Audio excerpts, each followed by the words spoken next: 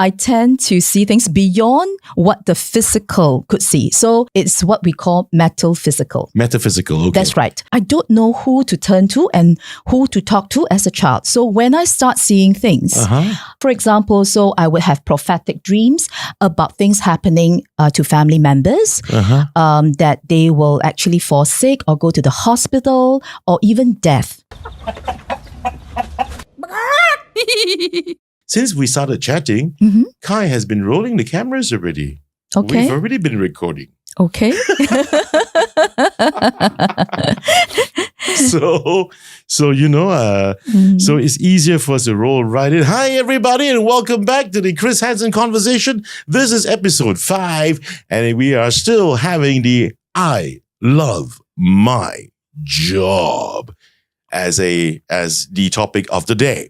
And every time, and this has been going on for a bit, we've been talking a lot about and hearing a lot about, especially out there in the news and mainstream, about people taking risks, people taking or making mid-career changes, and the fear of wanting to just step out of your comfort zone, shifting your paradigms and going into something that you love and try to build something out of practically almost nothing. And that's the reason why I have this show. I love my job on the Chris Henson Conversation. And if you're one of those out there thinking about making that move, this could just be the episode for you to really watch. Because why? In my studio today, I have with me someone who is wait for it, wellness consultant. She was not always that. Let me tell you, and we'll find out soon. She is also a life coach, a yoga and meditation teacher.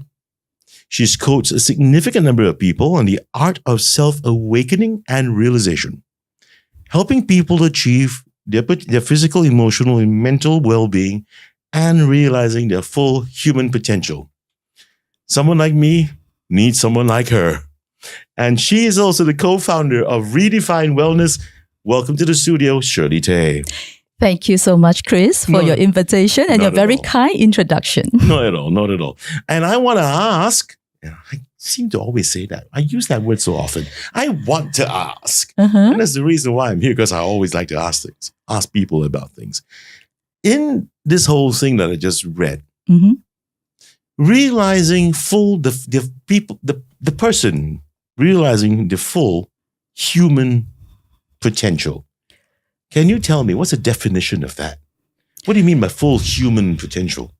Well, there are different aspects of us that we may not have fully realized. So, for example, when I was a headhunter, I thought that... Hang on a minute. So, okay, past life. My immediate past life, is a headhunter. You were a headhunter? Yes. Right. Yeah. Another one. Season 2, I had mutual friend of ours, right? Yes. Physician. Allison, I'm doing you a favor. Screw those damn doctors, man. Dr. Allison Tay. That's why I will always call her that, Dr. Allison Tay. TCM or not, I don't care what the Western doctor's going to say. Yes. Screw it, I'm saying it. So mutual friend of ours, she was also a headhunter. That's right. Right. Yeah. We met about... now, I think we know each other for more than 20 years now. So how is it that headhunters are the ones that's willing or daring enough to make career switches midlife? Yeah, because we have the opportunity to meet people from all walks of life, to hear their story, and to actually see how they grow and make career change and switches. Right. And we just realized that there is really no limit to one's potential. Okay, so on that basis, I thought I was already talented in that aspect of my life, because my specialization is actually in industrial. So everything, all the industry from aerospace to zoology comes under your purview. Yes. Okay. And so we have to actually learn quite a bit about different industry. Okay. And I thought I love my job back then, because I cannot imagine doing anything else. Okay, so you love that. I really love it, the job. I love it. Because I love meeting people. Okay. I love talking to people. I love understanding them. Then don't mind my asking, why the career switch then? If you love that job.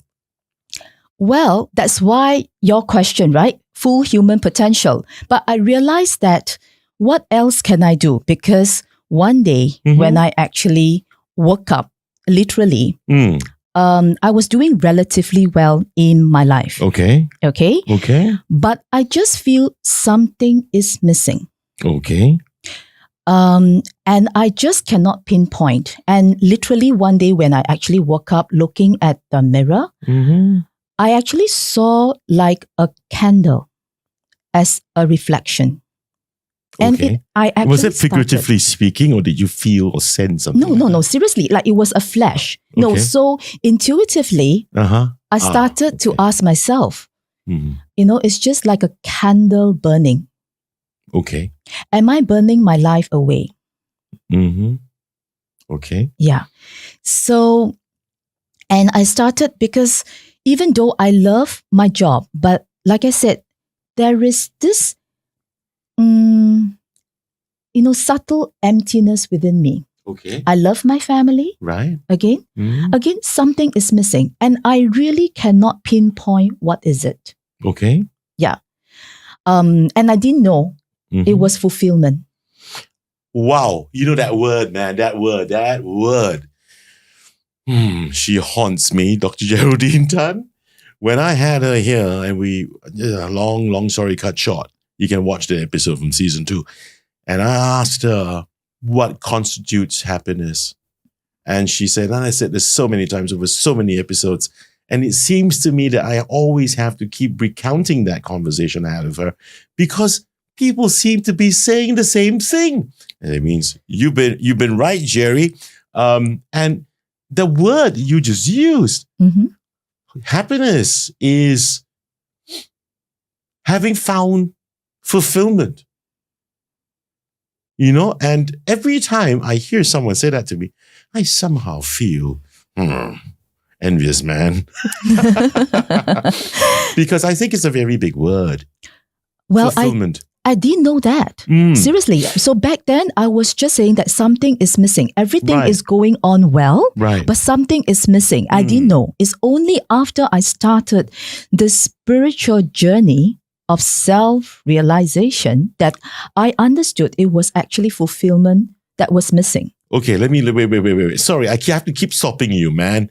Because, when you say certain things and when any of my guests say certain things and certain words pop up, like what you just said, spiritual. Yeah. You don't mean that from a religious perspective, do you? No, I don't. Okay. So it is exactly the opposite. So traditionally, when people talk about religion, okay, it is prior to this current new age, okay? The religion is actually educating people about God. Okay. And people back then, the conscious level is still not so ready yet. Yeah. They are seeking God externally, somewhat. Okay. Idealization or learning from somebody, something. Okay. Spirituality is going within and seeking God from within.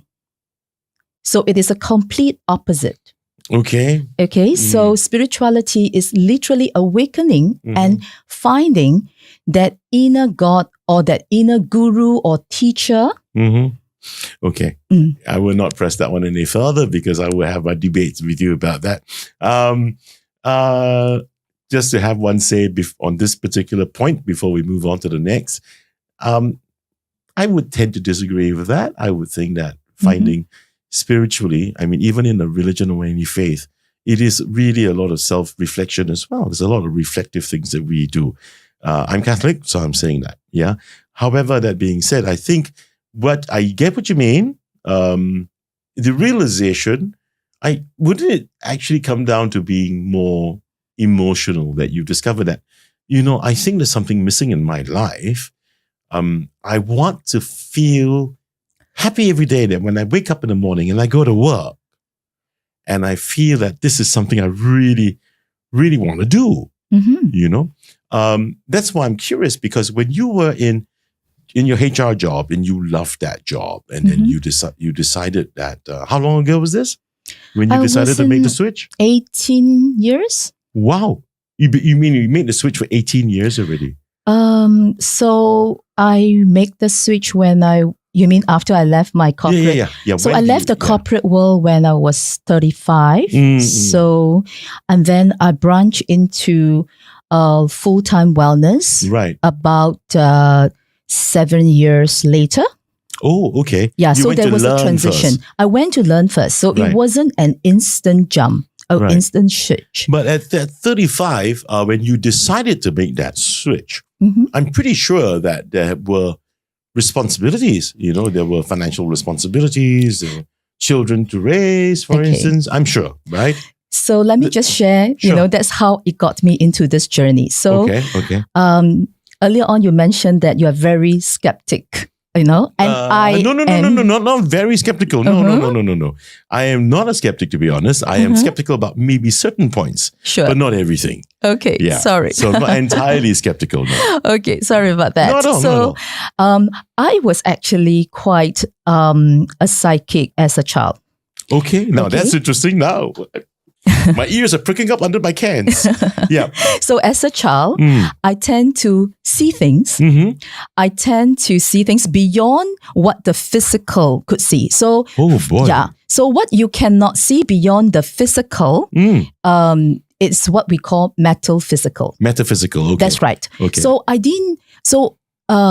don't know who to turn to and who to talk to as a child. So when I start seeing things, then when I actually give feedback to my mom, for example, so I would have prophetic dreams about things happening to family members, that they will actually fall sick or go to the hospital or even death. Okay. So, but when I actually said that to my parents, they would say, hey, don't talk about this, this is taboo subjects. Yeah. But it has actually proven that weeks or months later, the event will happen. And I would have like deja vu scenes, when things happen, events happen, I would have this, I thought I dreamt of this. I thought I saw this in my dream, or there are flashbacks.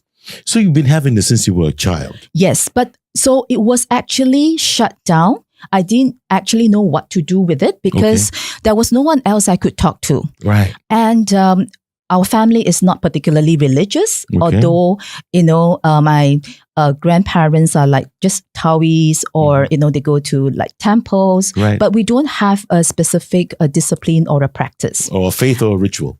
That's right. So fast forward, in my young adult up to the teenagers time, I was actually dreaming of world events. So I was dreaming world like events like tsunamis or even earthquake way before the event happened. Oh my goodness, I've got Singapore's version of Nostradamus. No, in fact, I was actually, and I didn't know because when I actually like hear from the news and I thought, hey, didn't I had that dream like 2 weeks ago? So it's always like 2 weeks before a world event happened. Right. And again, I just kept quiet. So how frequently do you actually have these? Sporadic. It's sporadic, right? It's sporadic. So it's not something that I would actually predict or think of. No. So it just comes sporadically, which is like, I don't exactly, because we are not exposed to any religion studies. So I don't know what was that. Well, so deja vu, like for instance, I think, don't you think that quite a lot of us, now I know what you mean by the full human potential. Now I get it. I'm just about to tell you, I mean, some of us, or most people actually would have a certain amount of intuition. Yes. Is that the right word to use? Intuition? Absolutely. Like, for example, I can never forget this one. Two things. For me, it's songs. Let me share this with you. Songs, yeah? Yeah. For example, if you remember Potato Head Rick Astley and his song Together Forever, I heard the song in my head a couple of days before it came out to the public sphere. Right. And then the song about, what is the title of the song? Make It Loud, Make It Clear. I still recall the words. I still recall the morning. I can't remember the title of the song. When my father passed away, didn't have the feeling, of the things I had to say.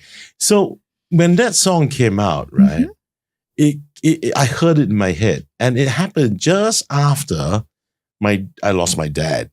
And that time, The Living Years, that's the title of the song, The Living Years. Yes. So for me, it's these things. It's music, it's songs. Right. That I hear. I can wake up in the morning with a tune in my head. Right. And that tune somehow I hear it again on the day itself or the next day. It will just pop out. Right. But don't you think every one of us have that intuition? This is some kind of intuitive, if you will, intuitive sense. Absolutely. And later on, when I go into deeper studies, I realized I was tapping into the collective, or what we call the universal consciousness. Wow. So we have a different level of conscious state of mind. Yeah. So when you actually go beyond the delta state, that is the collective consciousness. Right. Yeah. Okay. I have another vertical that we call UFO Reveal Asia. I am the only UFO show in Asia and in the English medium because it covers the topic. Okay, top. And there is a group in the US led by this guy, this doctor named Dr. Stephen Greer. Okay, and he led this Close Encounters 5 group, and it's collective consciousness. Right. They gathered them in the desert, and then they start omning. And then things started appearing in the sky. Wow. Yeah, and it was covered on Netflix, by the way. Okay. So if you talk about collective consciousness, that comes to mind. But I know where you're going to go with this. You're going to tell me about the different states of consciousness from the alpha to the beta to the theta to the delta states. That's correct? Right. Yeah. Yeah. So, okay, we'll talk about that later on. Yeah. Let's get back to you now. Again, so you left your job. You felt that you've got this, had this gift. Okay. Let me just share with you. Sure. It actually started with, Deepak Chopra says that, in all change is presided by some chaos. Okay. Yeah. So when I actually saw the scene of the candle, I actually start asking myself, what exactly is the purpose of life? Because at 35, I'm already a mother of one. And I was doing relatively well in my career. Yeah.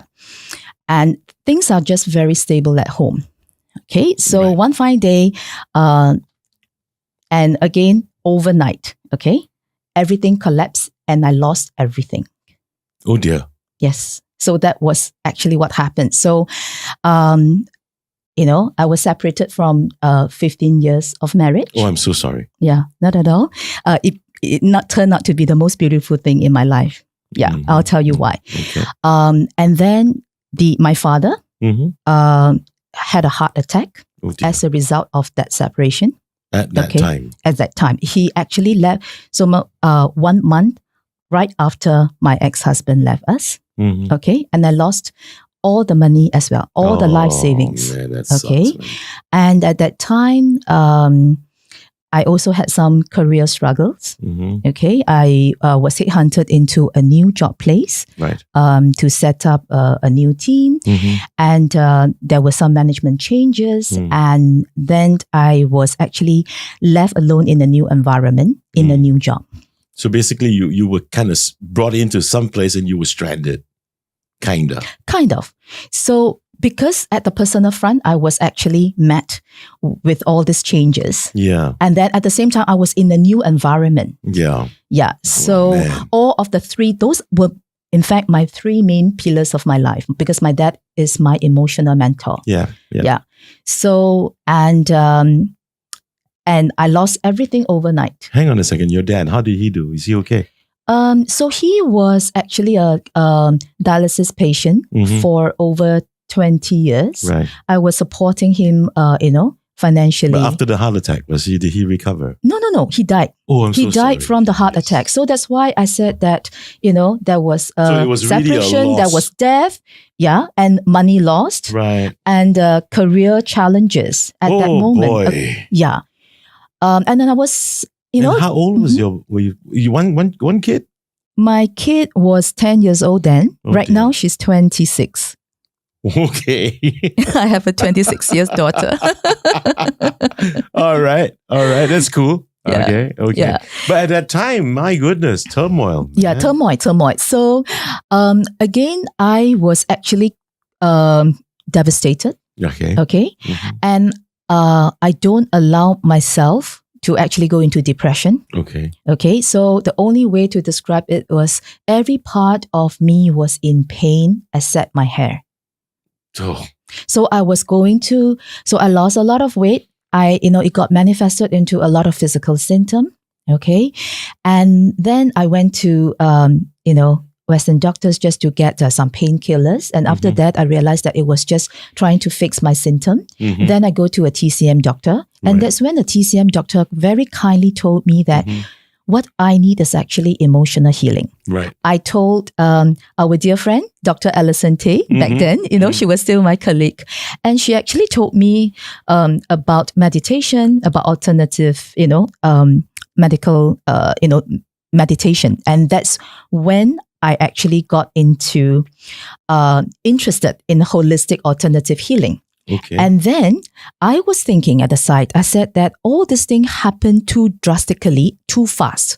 And I have no logic reason to all the irrational things that was happening because the separation was just very illogical. I didn't see it coming at all. Okay. Okay. But, backtrack a little. The night before my wedding, 15 years ago, before I got married to this my ex-husband, there was a voice that says, "You're going to divorce this man." I said, "Why did you only tell me now? Tomorrow is the wedding and you're telling me now." Right. Yeah. So when you hear this voice. I hear a voice, like literally a voice, and I don't know what that voice. In your ear. Yes. Okay. Yeah. And it was it's not a scary voice. Yeah. It was a very solemn and a very deep, warm voice that tell me, "You are going to divorce this man." So I was, throughout the marriage, I was very careful. I was very watchful because it was almost like a warning for me. Okay. So our relationship were good. Okay. Very good. So This is really a shot out of the blue. Yes, it was out of the blue. Very shock. Yeah. Okay. Okay. Well, I'm so sorry to hear all this. No, not at all. Thank you for sharing, really. Yeah, but that actually gave me the greatest strength. In fact, so overnight, so as I told you, by 35, I could literally retire by 40 because that was our plan. Just to share how well, in my head, my milestone, I thought I can retire by 40 and we will go around the world to tour. Because you guys were financially going to be very independent. Very. Okay. Very. Yeah, we have no debt. I had no debt at 35. But overnight, I lost everything, including my life savings. So it was, so that got me started in... so you were looking for relief. I was looking to get myself back. So when for things relief collapse, for a relief. To recover. To recover, basically. Yeah. Okay. Yeah. Okay. So from the trauma, because that is really my first ever. Okay. So when I was 14, when my dad falls sick, that was my first trauma. Right. But again, in every trauma, there was always a voice within me that says, "This is going to make you stronger." And it is this voice that kept me going. So again, when this cathartic event happened to me at 35, I told myself, this is going to be stronger. You mentioned about the song earlier on. And interestingly, when this trauma happened, a song came up, "You Raise Me Up." I have never heard, Josh regularly. Groban. Yes. Yeah. And the song keep playing in my mind. "You Raise Me Up." So it was the song that actually say, okay, just intuitively, I couldn't explain that. Right. And I just know that things happen for a reason and I need to know why. So a part of me, the resilient part of me, so there were split parts of me at that moment. One moment I was really distraught, really speechless. I thought I planned my life well. I thought I was very hardworking. Yeah. I do things the right way. You know, I was doing a lot of charity, you know, when, you know, my life was all the going well. laid out plans just didn't turn out to be well laid out somehow.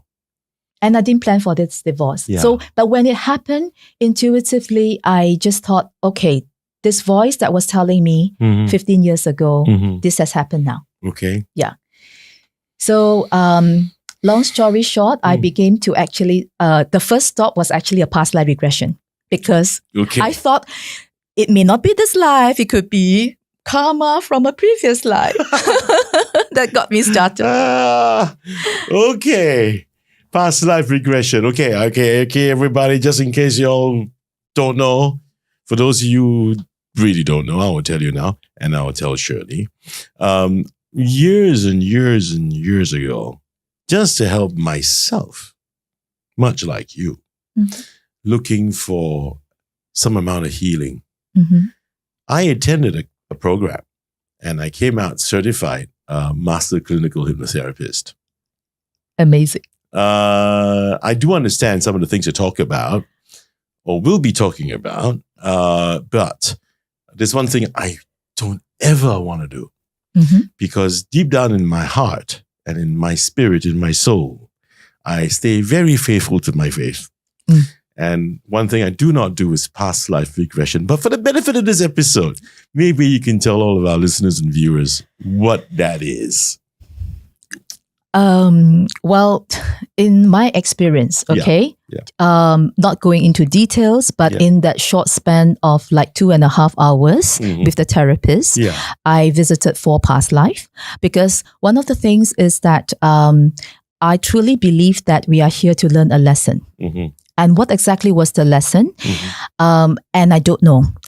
And when the therapist command to actually invite my spirit guide, again, I only know it intellectually, what a spirit guide is. I have no clue how it would look like.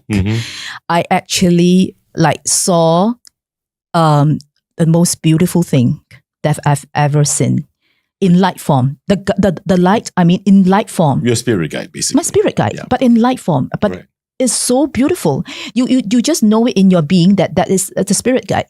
So we communicated telepathically. And the guide told me what exactly was the lesson. So it was the most transformative experience, transformative spiritual experience for me that actually, allow me to see life from a higher perspective. Okay. Yeah. Right. So that got my journey. I'm not going to ask you, because it's too private, I would suppose, about what these past lives were. But you've learned some things from these. That's right. So there were certain common patterns. So long story short, again, it is not a belief system. Right. Okay. Past life, there is a difference between past life regression and past life regression therapy. Okay. Past life regression is almost creating an awareness of things happening in a certain sequence. So for people who don't believe, you can actually say that it could be your subconscious mind making up some story, but the storyline actually has a similar pattern to the things that are happening in your current life. And I'll tell people, how do you know whether it is from did you make it up or not? The difference is how you feel about it. But that would be something contextual, isn't it? I mean, it's reframing something that's occurred in the past. But that's in this life. Yes. So the people go with what is the presenting issue? Right. Okay. And then they go in to actually find their own answers. Right. So the story that we actually visited has got a similar storyline. Okay. And then again, we may not be able to see this in our current life, but somehow it is repetitive. It is a repetitive pattern and you're not getting it. Right. So it's almost like a student not learning the exam and you're coming back, to retake your exam. Yeah. So different classroom, same lesson. Right. But when you've discovered your lessons then. Yep. Let's get back to your journey, okay? You discovered the lessons you've learned through past life regression. Yes. Hypnotherapy. Yes. Right? Under hypnosis, you've learned all that. Then then what happened after that? Then I started understanding, okay, what exactly is the purpose? So I started this self-discovery. Okay, then what? I need to heal myself because I'm still crying, very emotional. Right. And a part of me says, okay, I need to stay strong for my mom and my daughter. And then I started learning meditation. Yeah. And again, fast forward at about close to a year, I was a different person. Right. I became very calm, and I was able to ride above my emotion and get my life back. And all doing this throughout all of these, right? Having gone for past life regression, and then that 1 year has gone by, then you got better and better and better, right? Just in summary, yeah. Were you working? Yes, I was. So I was working in the corporate, and at the same time, I was working.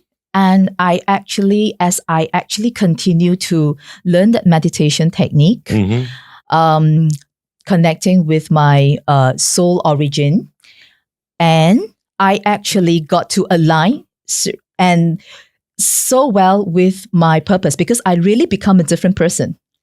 Oh boy, okay, wait. Okay. What the fuck? Okay, soul origin, what's that? What's that? When I meditate, I actually connected to my higher self. So I got... Okay. Right. No, I'm willing to listen, man. I'm willing to listen. Yeah. Just explain to me. Yeah. So the meditation technique that I actually learned was actually Kundalini Reiki. Okay. So it's a form of meditation where we actually meditated to awaken our, what we call the soul within us. Right. So there was a lot of soul healing. Okay. In short, just for where does this come simplicity. From? Where does this method come from? So this is discovered by a Danish meditation master. Right. Ole Gabrielsen. Okay. So I learned from my teacher back then, who learned from him. Right. So, and it was actually supposed to basically channel that energy through you, and again, to find your soul, to awaken your soul. To awaken your soul. Okay. So that was the beginning of my awakening journey. Okay. So 1 year down the line, I was literally transformed quite relatively from where I was. Because the past life regression helped me understand what was my purpose. And then I said, how do I continue this journey? So this Kundalini Reiki actually helped me, propelled me, and managed my emotion and my state of mind. What it does is very practical. It keeps me calm. It keeps me clear-headed, what I needed to do. And within this 1 year, I started learning, again, trying to get myself healed in different modality. And I was interested in the past life regression because it really got me intrigued. Because at that time, there's something that, because I was skeptical, I relate to one of my character that I was in the past life regression to my daughter. And I didn't know that she actually Googled the character and told me, Mom, I know who you are. I know your name. I know you were in this era. I was like, how did you know? And when I read the character in Wikipedia, it was a Qing Dynasty princess. Wow. And the storyline was exactly what I saw. And because there's no way, because I'm only giving her certain selling points, and she actually Googled based on that. And then she found it. And she found it. So there seems to be some uncanny coincidence, isn't it? Yeah. Right. So that got me actually really intrigued. And then that was how I actually went to study further. And I said, I need to know more. I need to investigate more. So for me, I'm always very curious. Right. Even though I am what you call intuitive, but I also have a very logical mind. And I always want to find logical answers. So while I was in the corporate, I started to learn more on the side. In fact, it is purely earlier on just to help myself. You started off the blogs looking for something to heal you. Then after that you've discovered that it's really helping me. Yes. So I want to learn more. That's right. Did you at that point get into the stage where you say to yourself, I'm going to get more knowledge of this, and then you throw yourself into more and more modalities of wellness, so to speak, right? And upon which you made at that point did you decide that I am going to leave this corporate world and go into this area upon which I have just discovered that I am good at? Yes, I did. It was okay. What happened was that coincidentally, almost after a year after I learned that Kundalini Reiki that helped me so much, my teacher says that she wants to specialize because there were two school of Reiki, one Kundalini and one Usui Reiki. Okay. And she said, okay, I'm going to give up teaching Kundalini Reiki. So she asked among her students who is willing to take this up. And I just raised my hand without knowing like what that means. Because in my heart, I just feel there was a very strong, compelling reason. I said, if this can actually help me so much, I am going to help others with this too. And I didn't think of doing it as a full-time. Right. Because to me, a logical, next step is to actually feed myself first. Yeah. Okay. Yeah. And so, but 1 year later, I started teaching that. And my first experience of teaching that class, I was really so amazed because when I was at I didn't know how to teach, to be honest. But when I actually sat down, there was this inner knowing that flowed down that says, I'm here for this. Like, this is my purpose. Like, there was an inner knowing that, like, I'm born to do this, not in an egoistic way. Sure, but I understand. Like, I'm here. There was an inner knowing that says, I am here for this. You just felt that this is where I belong. This is where I belong. What I'm meant to do, where I'm meant to be. It felt like the real me.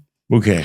But it feels very strange because I was still very curious. But it felt right. It felt right. And for the first time, I felt fulfilled. Okay. And then from that point in your life, you decided that I'm going to plan a point in this journey where I'm going to leave my corporate job. Yes. Okay. Give my middle finger to the bosses. No, I'm just kidding. Okay. I'm just kidding. You're so nice. Sometimes when I get a little mischievous, I feel quite bad. Sorry about that. But anyway, no problem. Give the middle finger to the bosses, and then after that, leave the job and go into something that you finally found fulfillment in, which is this. Exactly. Okay. I when you started doing these classes, when you were teaching these classes, when you first started, my curiosity is this. Right now, congratulations on the opening of your new wellness center. Thank you. For ReDefine Wellness. Thank you. Hey, Kai, can we just play that for a bit, please? They've just opened, ladies and gentlemen, on the 8th of March, which is just like, good grief. That was 2 days ago, right? 2 days ago.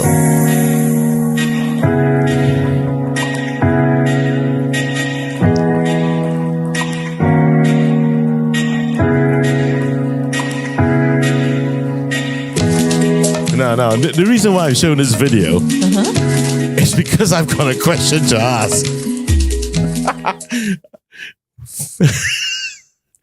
Is this meant just for women? Sorry? Is this center and ReDefine Wellness meant just for ladies? No. But he says, for discover your feminine energy. Well, we have both feminine and masculine energy in us, both men and women. And to be honest, when I first started, my classes is about 90% women, 10% men. Okay. But now, it is 50-50.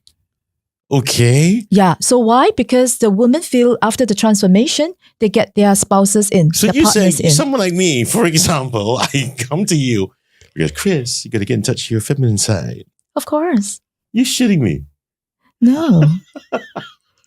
Look at me, man. Come on. Do you think I'm going to go find out? But Chris, what's your feminine side? Chris, when you are teaching, you are nurturing, and that is the feminine side. Oh, that's what you mean. Exactly. Okay. So, okay, all my friends who are male teachers in schools, and you are very much in touch with your feminine side. Okay, I'm not making fun of it. I am. I'm only kidding. I'm only kidding. So, okay, so that's what you meant. So basically, you're saying that even all genders, men included, come in there, get in touch with feminine side. But why? Why do you specify specifically that it is about discovering the feminine energy? Because the feminine energy is the creative part of yourself. actor? Yeah.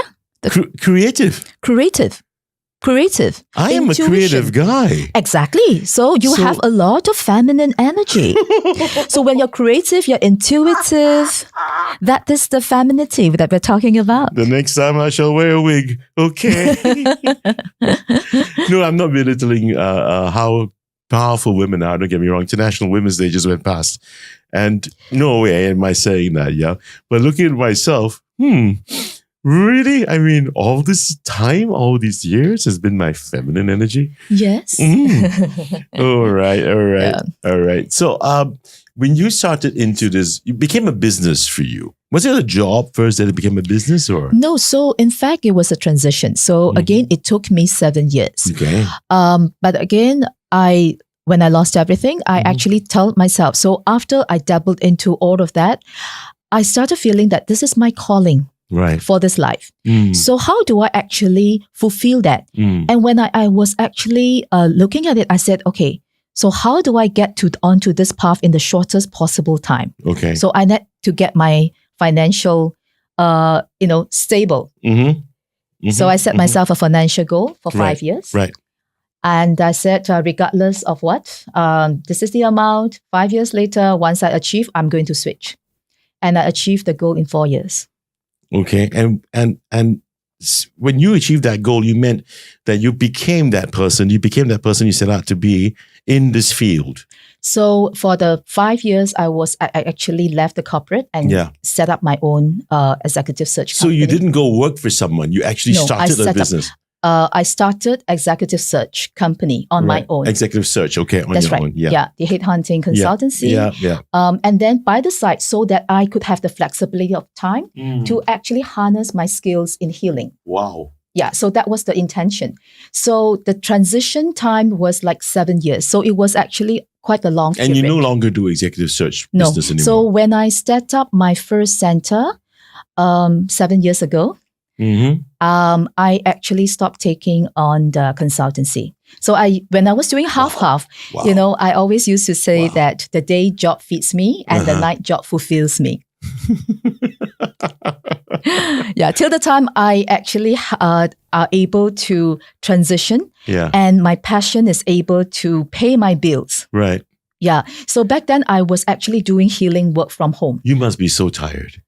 I mean, especially at that time, man. Yeah. You know, doing that job in a day because it's a job, but loving what you do at night because it's something that makes me whole.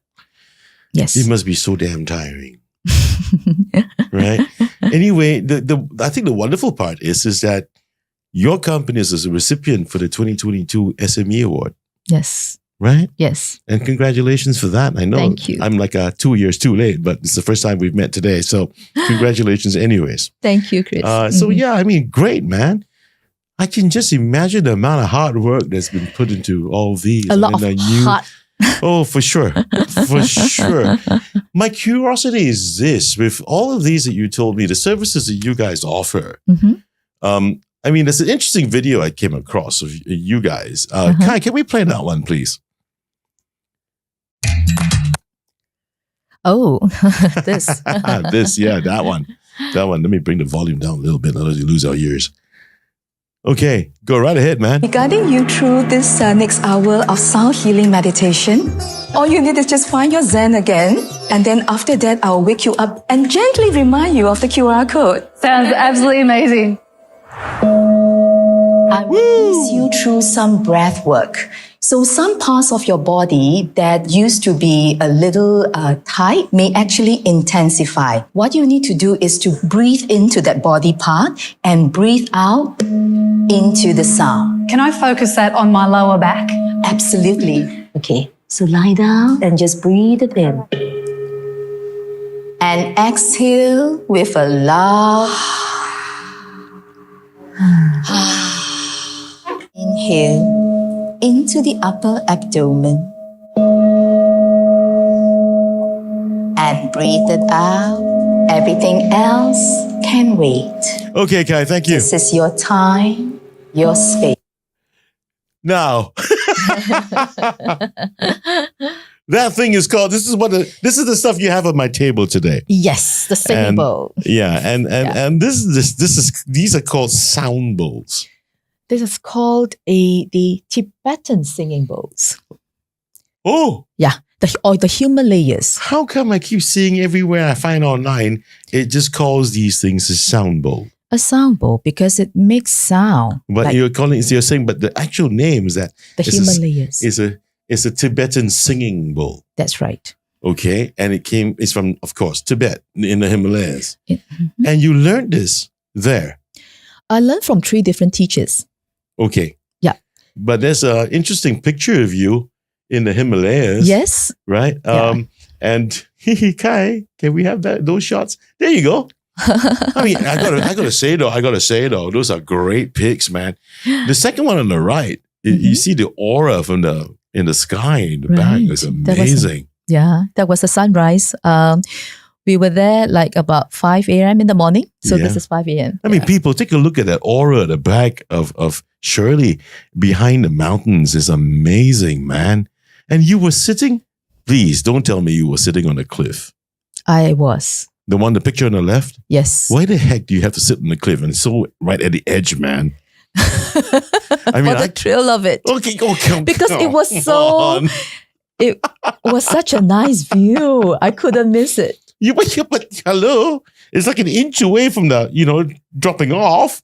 Well, I was always at my age. So, oh man, what is you're this? one of those adrenaline. Are you an adrenaline junkie? Okay. I mean, you're supposed to be doing the wellness thing, like calm, not that's why, you're adrenaline junkie. That's because I'm calm. That's why I can do that. Not for...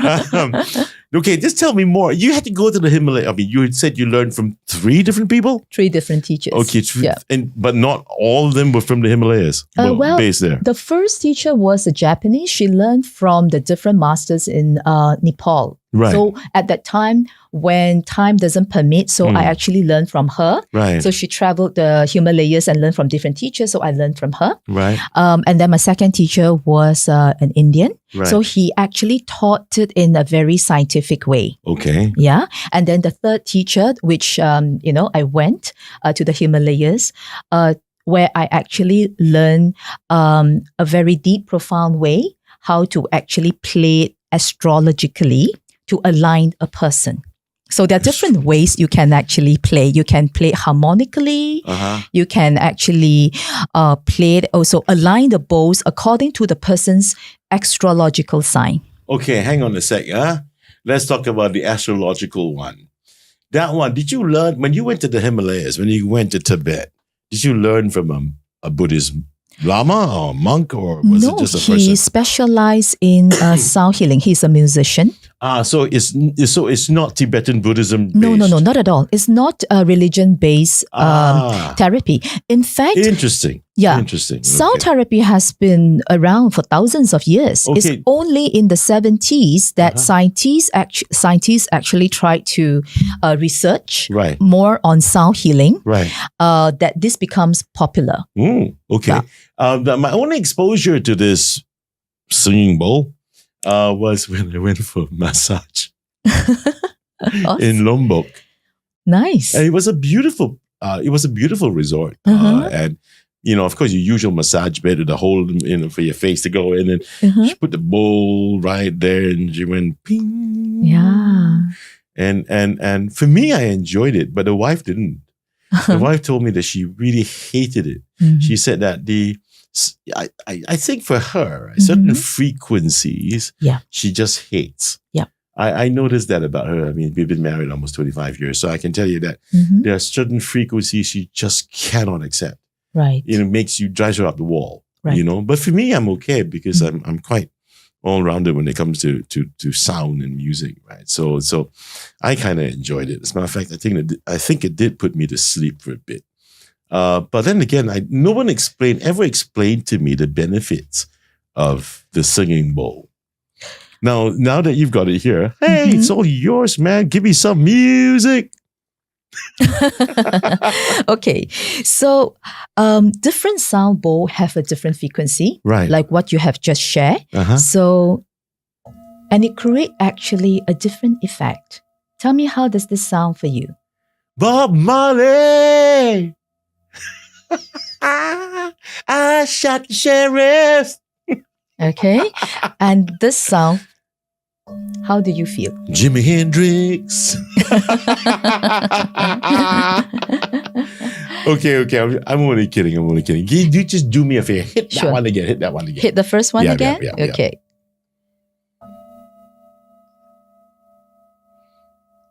What am I supposed to feel? So when you listen, you don't only listen with your ears, but for sound healing, you listen with your entire being. Listen with your body.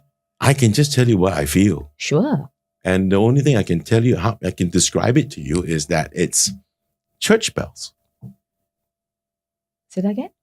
It's like church bells. I love church bells. Church bells, I see. I love church bells, you know. know. So what does church bells do to you? What does the sound do to you?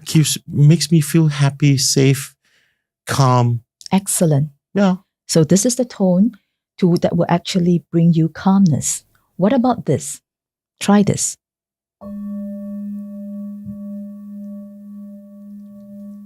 No, man. What does it do to you? How do you feel? Scary.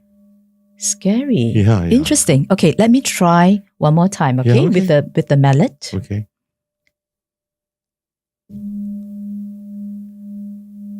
No, man, it just feels like doom and gloom. I don't like it at all. You don't like it at all. See, so different frequency does different things for different people. If the can's on, right? I mean, in the mic picking it up, it's no, I do not like it. You don't like it. Yeah. No, not at all, man. Right. No. Because there is a resonance that this sound relates to the church bell that you like. Yeah. Yeah. So your mind actually connects with it, the familiarity. Yeah. And it calms you. Yeah, it does. Yeah. For something, like I said, for people who are not used to sound, this is something very foreign to them. And it might trigger something within them. Yeah. That, you know. That one makes me feel like the pit of my stomach. It feels like this impending doom that there is something standing behind me. Really? That kind of feeling. Yeah. Okay. So this bowl, the frequency of this bowl actually opens up your consciousness. Okay, so what so it's okay. It helps with focus. Technically. So this brings on calmness. This is the tone for calmness, and this is the please tone. knock that one more time for me, please. Sorry? The calm one, the small one. The calm one, yeah. Sure. Sorry, yeah. Not at all. I'll be very serious with you. I don't know whether the viewers and listeners is going to be so skeptical or cynical of what I'm about to say, man. I ask you to hit that one again for me because this one is still sitting with me, man. It's still sitting with me. It's still sitting with you. Oh, yeah. Okay. Yeah. It's not a good thing. Okay. It's sitting with me. That's okay. Yep. You just have to. Yep. Wow. So what happens if you come across someone? Have you ever come across someone like me who would go, no, Shirley, doesn't work? Have you ever come across people like me? Of course, not everyone would resonate with sound. Yeah. What does it generally do for people, actually, besides calming them down? Well, a lot of my students actually reported that they sleep better. Yeah. And again, people come, like there was a lady who particularly came because she was recommended by her daughter. She couldn't bend her knees. She was showing me before the class. She couldn't bend her knees? Bend her knees, yes. Right. And after that one session, she was squatting in front of me and showing me that the pain was completely gone. Yeah. So this is very good for pain relief, for headache, for migraine. Right. Yeah. So for a peace of mind, or even to gain clarity. Okay. So because what it does is that it actually helps to clear and release certain emotions, energy blockages. So there are only two types of energy block. Either it is a habitual block where you're probably sitting for too long or you're in a certain position. So the energy gets stagnated. Okay, so we can actually move that energy through vibration, or certain pain, especially chronic pain, is actually due to stuck emotion. That was actually, so either way, sound vibration actually helps to move this energy. Where did this theory come from, if you don't mind my asking? No, because sound actually works 4 times faster in water than through air. So our body is 70% water. Right. So with that sound frequency, it actually starts to move the stagnant energy, which is why, whenever that is playing, there is an energy block. So once we actually clear the energy block, there's no pain. Hey, you know something? What you just said to me, it's like people who said about snowflakes. And when you have certain music being played, nice music, the snowflakes that fall, they're all unique in their own way, put them microscopically, right? Yes. The design of each flake is beautiful. Yes. But when you have lousy, brackish music is being played, then the snowflake looks awful. That's right. So we're talking about vibration here. Vibration, yeah. Oh, hey, Kai, hey, you listening to this, man? It's like our UFO shows, man. We're just talking about this in our Euphoria series, about vibrations and signal frequencies, that is interdimensional, blah, blah, blah. And here I have this person sitting with me in my studio talking to me about wellness, telling me about vibrations. Yeah. Vibrations. Yeah.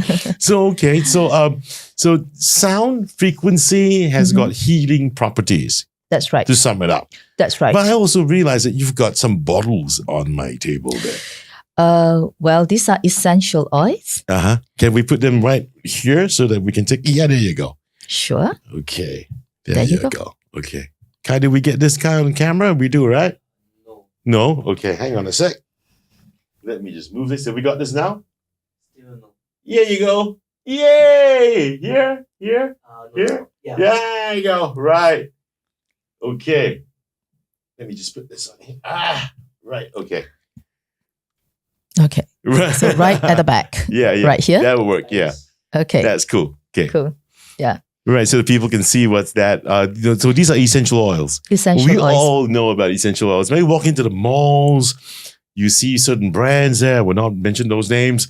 And hey, we go in. We say, first thing I notice about these places, man, if I can just tell you by observation, yeah. If you walked into my studio, I don't know whether you smelt it firsthand. I notice most of these places tend to just, put on the lemongrass. Yes. It's always lemongrass. You know why? Why? Lemongrass relaxes you. Yeah, I love it, man. Exactly. So when you're relaxed, you're happy.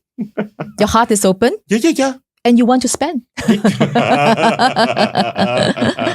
Okay, so tell me about this. I mean, now we know sound. Now we're going to talk about sense. Sense. Yeah. So, when the more, the scent basically,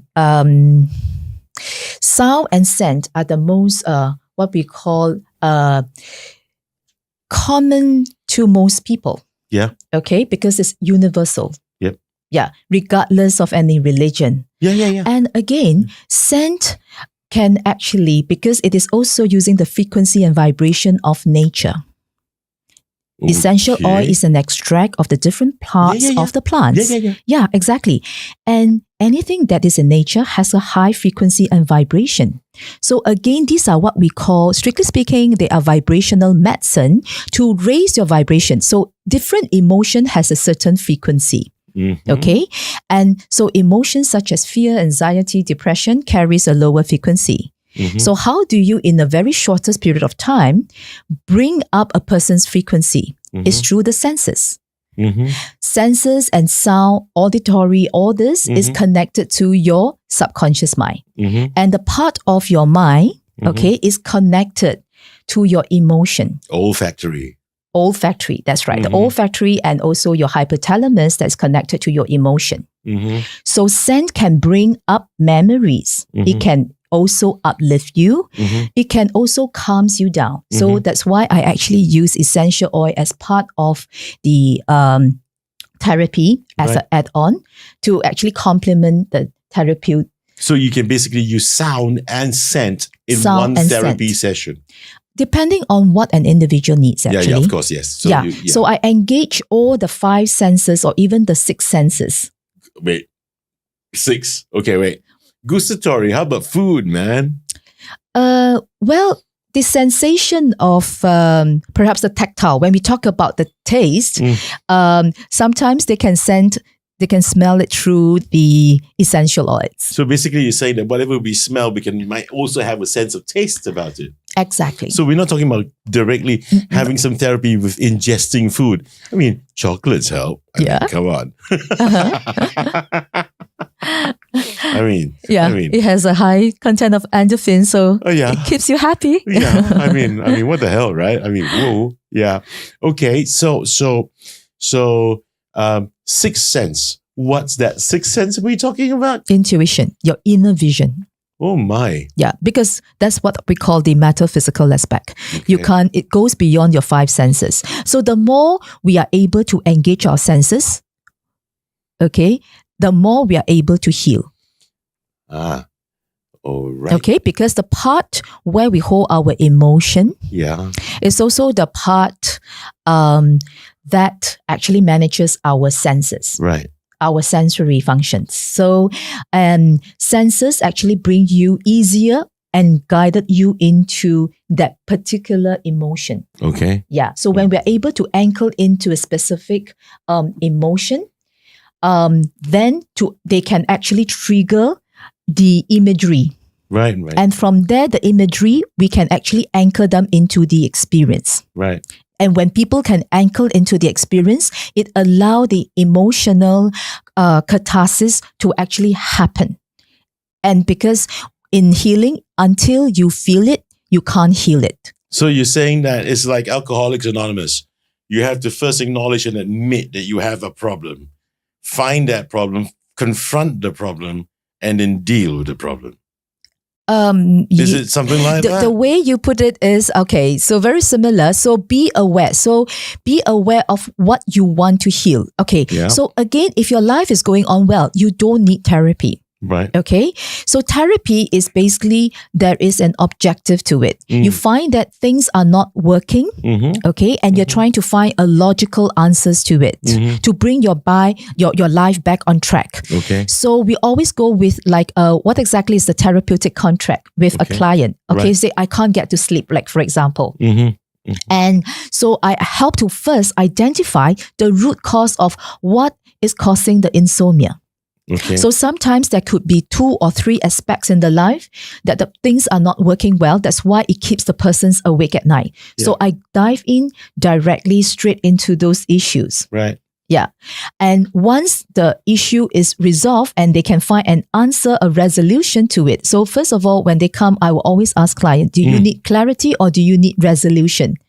So sometimes they just need clarity. Right. Sometimes they said, okay, I need a resolution to a particular issue. Okay. And we will go on, to take in more sessions with them until they resolve that. Wow. Yes. Wow. Ancestral energy healing. What is that? Basically, people who don't believe in past life, we said that. So we do carry genes and DNA from our ancestors. Sure. So sometimes certain images that we see could be due to an ancestral conditioning, a belief system, or a programming. Right. Yeah, that actually exists in our DNA. Right. Which is causing the repeat pattern from happening because our life is primarily driven by our belief. Our belief will drive our habits. But it's a cultural thing, don't you think so? I mean, isn't that more cultural than anything else? If you come from a family, for example, and I've seen many of these, it's just one example. If father's a gambler, grandfather's a gambler, father was also a gambler, chances of you being a gambler is bloody high, right? It's a vicious cycle. And someone throughout that down line have got to decide to break out of that cycle, as an example.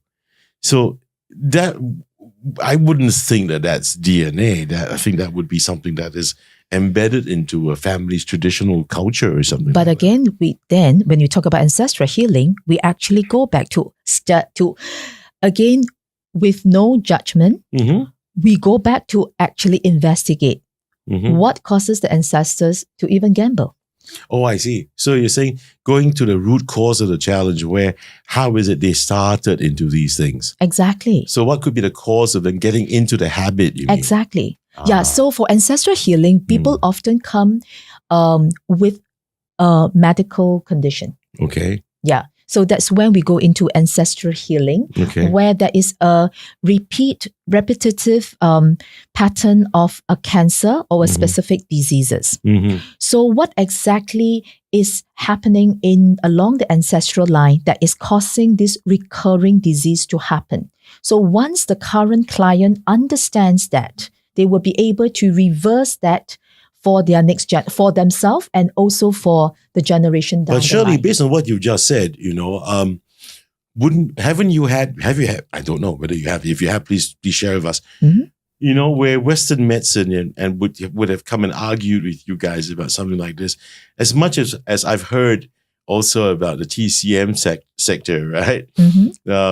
Western medicine would think that they're almighty, of course, and they would say that this is, cancer, diabetes, even stroke, hereditary in nature, passed down from the gene, but here your take is that, or your discipline, believe that what's the root cause, when Western medicine might debunk it by saying that it is hereditary. So it's not about anything else. So have you encountered anything like that when these people come in, the naysayers come in and tell you that? Well, they don't need to believe it. We just need to do it to actually prove it. Right. Yeah. So there is one example of this Indian guy. He specifically came to me and asked me for hypnotherapy. Yeah. And his presenting condition is that he is diabetic. And because of the diabetes, so he actually, one of his eye is actually blind. Okay. 90% blind. Right. And he says that it is basically there's a blood clot on the optic nerve. Okay. Yeah. And because of his diabetic condition, he couldn't operate. The doctor couldn't operate on him. Right. Okay. Yeah. So I actually used the hypnotherapy technique to first identify why was there even a blood clot. Okay. Yeah. What causes the blood clot? Okay. So the first 2 sessions, we actually identify there was an emotion that actually caused the blood clot to happen. There was an emotional. It was fear. There was a trauma. So, correct. So we went into the subconscious mind, because your subconscious mind actually registers everything. Right, right. So we identified that was 2 events during his childhood where he had a fear. Right. Yeah. He was literally poking a pencil into his friend's eyes. Right. Okay. So there was amount of guilt. There was amount of guilt. Yeah. And fear. Yeah. So and where did he hold it? In his eyes. Yeah. So when we went through the session and clear that energy imprint for him, and then he actually, and of course by the 3rd session when he came, I actually asked him. So he says, I actually saw an optician and he will actually drain, he said that there's no medication for it. I have to go back to him every month to drain the blood clot. Right. So I actually detailed and asked him exactly the procedure that the optician did for him. Right. And I actually program it in his subconscious mind to program the blood clot, to drain. So it's like self-healing. It's a self-healing. So the 3rd session. So by the time we heal the root cause, the 3rd session, I actually program the mind to actually do self-healing. Yeah. And a month later, he went back to the doctor. The doctor says the blood clot is gone. What did you do? Yeah, the doctor was actually very surprised. So that was my first medical condition. And of course, there are also a lot of phobia and unexplainable non-medical conditions that I have actually helped to resolve. Yeah. And in the case of, again, there were also people with more severe diseases. In the case of cancer, we also helped to identify what exactly was the disease about. Right. Yeah. Right. So that's all hypnotherapy. That's right. Upon which I'm very, of course, I understand well enough. Let's talk about family constellation. There are things here that I don't get at all. So, and this is the last thing I'm going to ask you before we end the show. So, family constellation, what is that? Basically, how we constellate the issue, okay? Where there is a field where we understand, okay, what exactly is the presenting issue, let's say in the family, like in the case of an ancestral correlated issue. Yeah. So we will constellate the disease. And from the constellation, we will be able to find out what exactly is the root cause of the disease. What do you mean by constellate? Sorry. It is basically a constellation of the family origin. Right. Okay. So we put up a different representative in a family. Let's say a presenting issue. Let's say in the case of a medical condition. Right. Okay. Let's say a disease that's actually going on. Let's say diabetes. Sure. So we will constellate like who exactly is the person having the disease. So we will have the person, individual people to represent the disease, to represent the family member that is having the disease. Okay. So when we actually constellate and we get different representatives to represent the particular character concerning either the disease of a family situation, and in that all-knowing field, the representative will start to feel and sense certain things, and they will start to articulate, and the disease will start talking. So from there, we will understand where is the origin of it coming from. And what is it? Wow. So once you're able to understand and you discover the origin, what would usually the next steps be? Well, if it is a belief system, we start changing the belief system. Okay. Right. Okay. So basically you can have different modalities being used on a patient or a client to treat something, isn't it? It's not just one particular modality. Yeah, we can constellate. Yeah, exactly. So we are not modality focused, but we are client focused. So when clients come to us, we will actually assess and based on what is the best way forward to help them resolve their issues. Yeah. Wow. So from there, when they gain that clarity and they say that, hey, this is the issue, because usually these are all emotional related issues that we couldn't resolve. The energy got stuck there through different generation. And you see, when trauma happen, we formulate certain belief system, and that gets to carry down. You know why I'm smiling? Why? I'm smiling because it brings back memories of my episode 1 of season 2 with Dr. Alison Tay, when I kept going, say, what the hell is this yin and yang, man? Yeah. And this chi thing, Chris, is when something gets blocked along the highway, they got a roadblock. And then here you go, I have you now telling me, you got emotional blockage. I say, jeez. I tell you, the more I do these shows, man. Oh, wow. I'm not being skeptical. I'm not being cynical. I'm not making fun of you and what you do. Don't get me the wrong way. No, not at all. Oh, man. But it just brings back a lot of memories of people I've spoken to and so many similarities in so many different disciplines. And it's quite interesting, to be fair, Right. You're doing great. You got a new center coming up, or came up. Launch. Yeah. Launch has just been a matter of 2 days. And once again, congratulations for that. Thank you, Chris. You're doing great because I mean, you've got lots of corporate clients as well, right? Yes, I do. And so amazing to see that you did that switch. You went through all that trauma personally and built your way to where you are. I mean, basically, as far as I can basically feel, man, all that effort And if you don't mind me asking, I think you and I, we're about the same vintage. I'm not sure. I'm 54. I'm way younger. You're way younger. I'm 50. Okay, well done. Stupid you, Chris. Okay, right.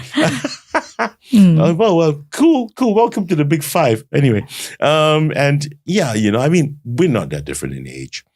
And I can just feel all of that work, all of that pain, and building your way where you are is an inspiration. Can you just give, what does Shirley Tay have to say to anyone out there today working, being a person who is formerly a headhunter, and now doing what you do and doing great at it? For anyone that's out there contemplating a mid-career change, what would your message be? Just follow your heart, follow your passion. It will guide you the way. Okay. And before we end the show, before we say goodbye, Shirley, what future plans are in store for Shirley Tay? To be honest, no plan. No plan is the best plan. Honestly, I did not plan for the second center. Okay. Once you have no plan, because the planning is always from the mind, then you allow the divine to work through you.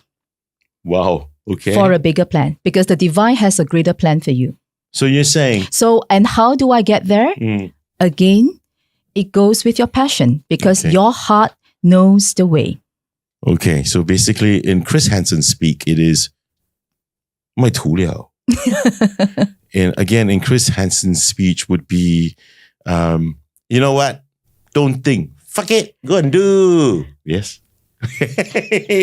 Just do it, because you know why? Yeah, you man. only live once. Yeah, man. And again, what is there to lose? Yeah, right. I mean, a lot to lose lah. But you only live once. You only live once. And if you don't do it now, when the hell are you going to do it? If it has to be me, it's got to be me, right? Exactly. Yeah. So when I left my career, corporate career, again, I was doing well. Yeah. I tell myself, what is there to lose? I just try 1 year. If it doesn't work, I can always come back. Wow. It's the coming back part that's painful, isn't it? I mean, thinking about if it doesn't work, then I go back to this or go back to what I was, Well, that's why I said that you have to find something that is you're so passionate about. Yeah. That the passion overrides your fear. Right. Because I truly believe, because something just struck me when I got healed. What is the meaning of healing? Right. Healing means being full and complete again. Okay. So when you actually experience that completeness, there's no turning back. And to be honest, when I first started my, I go into healing, I wasn't even earning as much as I was. So it wasn't the money anymore. It wasn't the money. A lot of people considered because of practical reasons. Yeah. And again, that's why I said in my story, I used the shortest possible time to get my basic need met first. So I actually did a logical calculation. How much do I actually need? Yeah. How much is my safety net? How much is my buffer? Yes, you need to use your head first. Yeah. Then your head and your heart has to work in synchronicity, because your heart knows the way. So again, I told you I am a logical person. So I said, okay, fear is a good emotion to have. Okay, so keeps you alive. It keeps you alive, exactly. And that is, again, we need to be able to pay our bills. Right. Okay, so once that is taken care of, I did the sum. Then I said, all right, then the heart takes over. Okay. I hear you. Last question, very, very last question. Throughout the time you started doing this, have you come across people who would have seen this as Mambo Jambo? Oh, yes. You know my nickname? My daughter called me a white witch when I first started. And because of this, I remembered that. And that's why I said, you just wait. You wait. And I actually told her that, okay, because I want to actualize this. And that's why that was my motivation to set up my first center. Okay. Yeah. So when I first set up, my center, and I deliberately go into corporate just to prove to them, my family members, that I am not Mambo Jambo. Okay. Because this stuff really works, and I'm able to actually contribute this, learning and share this in the corporate world. And if you can get into the corporate world, again, this is actually a testimony as much as close as I can get to actually showcase that this stuff works, because we teach it scientifically. And you got the big boys out there, corporate clients who actually use you guys. Yeah. Yeah, exactly. Frequently enough, right? Very big one. So I'm going to do you guys a favor. Redefine wellness. Here we go. If you guys need to get yourselves fixed, is that right? Thank you so much. No, not fit. Fit, you go into the gym, but you need to be mentally and initially. If you need to get fixed, okay, you go to Redefine Wellness. Not really fixed. If you want to be well, if you want to be emotionally, mentally, spiritually well, come to us. No one needs to fix. But I really appreciate your calling out, Chris. But I truly believe that people don't need fixing. People need to be understood, and people need to be loved. Okay, if you need to be loved, can we put that up again, please, Kai? If you need to be loved, go to Redefine Wellness. They will redefine wellness for you. You can reach the contacts are all there. Shirley's contacts are also there. So make sure you go down to Redefine Wellness and you walk out that place a new person.